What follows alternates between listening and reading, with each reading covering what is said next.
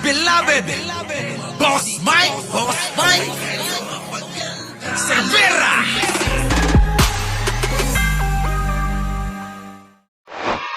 Ito na mga kababayan. Pasok. Isang Pinoy. Nako mga kababayan, Pinoy. Ulit mga kababayan, panoorin nyo ha. Yung pang-hold up ng isang Pinoy sa taxi driver sa Saudi Arabia. Nakumpirmang Pinoy ang lalaki nang magtagalog siya. Nasa frontline na balitang yan, Brian Basa. Viral online itong dashcam footage na kuha sa Riyadh, Saudi Arabia. May petsa yang December 23. Nako, magpapasko. Oo, sabi ni Lynn Mariano, damay-damay yan. Yan na nga ba mga sinasabi ko mga kababayan eh. Damay-damay po yan, oo. Lahat po kayo, mga OFW naming mahal na mahal. Kayo po ang makabago na bayani. Pero kapag kaganito ang marababalitaan ng mga Pilipino at ng mga ibang lahi, mga kababayan, nasisira tayo, mga kababayan. Hinay lang po. Oo, lahat po tayo nagkakaroon ng problema sa pananalapi. Problema sa pinansyal. Abay, dasal-dasal lang at manalig kay bro. At mga kababayan, yung mga ganyan, nakukuha sa konting sipag lang.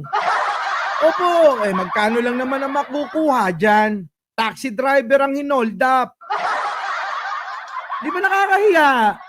Pero mo, taxi driver, hinold up mo pa. Gayahin nyo si Sarah. Abay, kung mang-hold up ng pera ng kaban ng bayan, perma-perma lang, tapat na. Hindi tapat, sapat na sapat. Di po ba, mga kababayan? Sapat! Nakita nyo mga kababayan? Oras, mag-aalas 10 ng gabi. Makikita sa kanan ang Pakistaning nagmamaneho ng taxi. Ang kanyang pasahero sa kaliwa, isang Pinoy. Yan, Pinoy. Pero yung bago, sabi ni Arbil Del Rosario, let's vote mayor ng Caloocan, Trillanes. Abay, sabi ko nga sa inyo tumaas ang pagtingin ko diyan kay Trillanes, mga kababayan. Bakit kanyo? Abay, lahat ng inakusa kay kay Duterte, mga kababayan. Lahat tama Diba? Tapos anong ginawa ni Duterte yan? Magandang example ng masamang ugali tulad netong nang hold up na to. Diba? Siniraan si Trillanes. Marami namang mga bobo na naniwala na totoo yung mga sinasabi ni Digunyo. Ngayon mga kababayan, nakita nyo, sabi, didimanda ko si Trillanes. Putik na yan, hanggang ngayon wala pa rin Paano nyo madidimanda si Trillanes? Totoo lahat yung sinasabi. Di ba? Tama! Tuloy. Una, mapapansin ang Pinoy na tila hindi sigurado sa bababaan. Panay check din siya sa kanyang cellphone habang ang taxi driver tuloy lang sa pagmamaneho. You go. I call, go. Pero pagdating sa itinurong lugar, hindi bumaba ang Pinoy. Nako, ayan na mga kababayan. Wait. Nako, yung libel na sinasabi nyong case, pambobola lang sa inyo yan. Hanapin niyo yung case number. Hanapin nyo, pambobola lang. Tulad nung, ikaw, Tio Moreno. Putik na yan, yung mga sinasabi mong GR number, walang makita Ganyan sila manlilag sa inyo. Yung mga pinapakalat niyan, nako, matuto kayo mag-research. Hindi lang basta-basta Basta, naniwala kayo dahil pinost nila. Mga gago yan. Sige, tuloy. Call my friend. Give me police. Wait. Call my friend. Tatawagin pa yung kaibigan daw. I call my friend for the location. Chusera ka. Alam niyo, sa totoo lang ako hindi ako nagiging masaya kapag nakakakita ako ng tulad niya. Bakit kanyo? Mga kababayan, kasiraan niyan, kasiraan ng lahat Kasiraan ninyong lahat dyan kung saan man kayo nando doon Di ba? Pag sinabi nila na sino may gawa? Pilipino. Putik na yan mga kababayan. Pilipino. Naku, lahat na kayo. Tingin nila kayo. Pare-parehas Di ba? O sino naapektuhan? Sino? 'Di ba? Ang naapektuhan tayong mga Pilipino. Imbis na yung iba nating mga kababayan na gusto magtrabaho sa lugar na yan, abay magdadalawang isip pa. Yung alin? Yung mga bansang yan. Oh, bakit? May issue kayo eh. Kaya mga kababayan, kailangan tuligsain natin yan kahit kababayan pa natin yan. Para nang sa ganon, isipin ng mga taga-ibang bayan na tayo mismo tumutuligsa. Kahit pa kababayan natin, hindi natin kinukonsinti yan. No location. Maya-maya, binuksan ng Pinoy ang pinto ng kotse at luminga-linga. Oh, No money, you. tumingin-tingin, no? Tumitingin, no? Sabi ng Pakistani, no money you? No money? Wala ka pera? Ikaw, wala ka pera? Wala ka pera? Ikaw, wala ka pera? O, nung sinabing gano'n, oo, wala ko pera, kaya akin na pera mo! Kasalanan mo pala, Pakistani. Sinabihan mo walang pera, yan tuloy, kinuha pera mo. Ito na. Oo. Money. Money, wait. Wait lang. Ayan na. Ayan na. Mapapansing tila may kinukuha ang Pinoy sa kanyang bulsa. Dito na siya napabulalas ng Tagalog na salita at nagdeklara ng hold up. Masakit sa mata. Ano yun na? Masakit daw sa mata. Sakit sa mata. Pilit na Ayan na. pumiglas ang driver habang Puta. kinukuha ng Pinoy ang Ayan. kanyang pera. Ayan na. Tinutukan na yung leeg. Ayan na. Ayan na.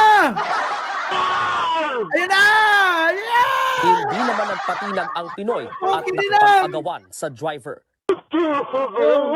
Wala. Tumagal ng 1 minuto ang pakikipagbuno ng dalawa Puta, hanggang oh. sa tumakas ang Pinoy. Tangay-tangay ang pera ng biktima. Makikita sa huling bahagi ng video na nagawa pang pumarada ng dayuhang driver. Hindi pa malaman ang pagkakakilanlan ng Pinoy na nang hold up. Sinusubukan pa namin Pero nakita na yung itsura niyan, mga kababayan, lumabas na raw. Nakakainis mga kababayan, nadadamay tayo sa kagagawa ng ilan. Tulad ng ginagawa ni Digong, nadadamay tayo. Parang ganun to eh. Biruin nyo, kailangan isingit natin si Digong dito. Bakit? Basta masasama ugali, mana kay Digong eh. Di ba? Sa halagang 300 real, pinagpalit ang kahiyan ng buong Pilipino. Sabi rito na yun, ako, 300 lang ba yan? Dapat sinabi mo na lang sa akin at binigyan na lang kita. Di ba? Pag nahuli ng polis sa Saudi Arabia, pugo to. Naku, grabe.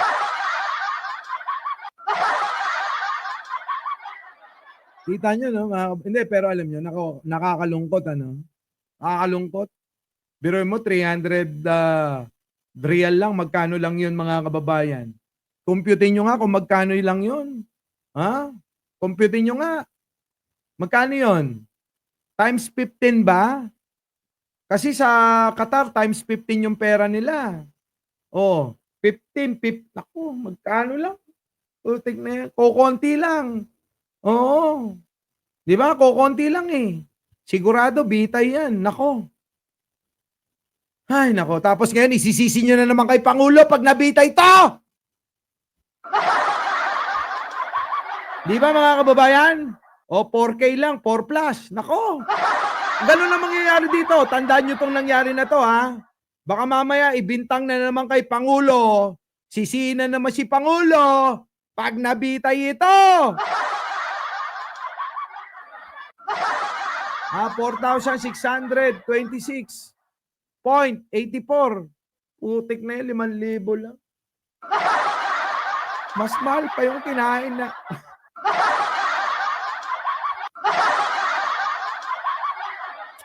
No?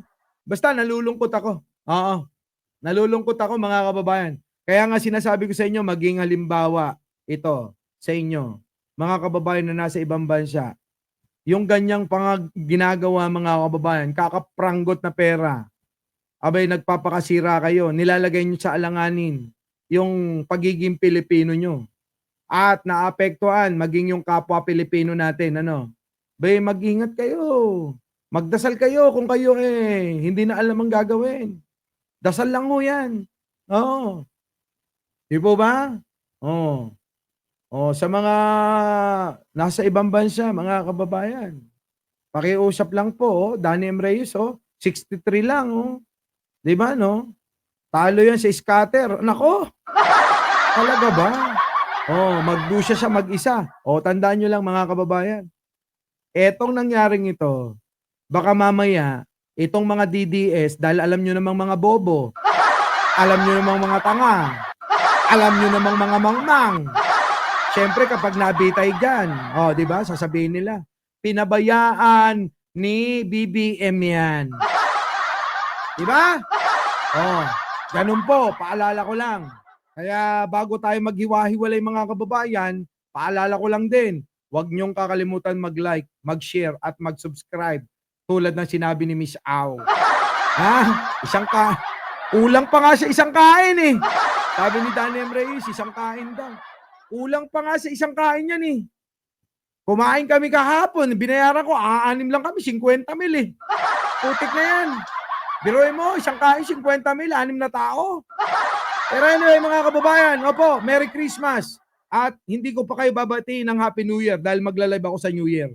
Muli, ako po ang inyong lingkod, Mike Cervera po, laging nagsasabing. Eto, lagi ko nga sinasabi. Di ba? Mahalin natin ang ating kapwa. Pagdasal po natin lagi ang ating bansa, lalong-lalo na kila Digong. Magandang umaga, magandang hapon at magandang gabi sa mandako ng mundo. Naroon kayo, syempre, magandang buhay na rin para sa ating lahat. Our beloved Boss Mike Cervera.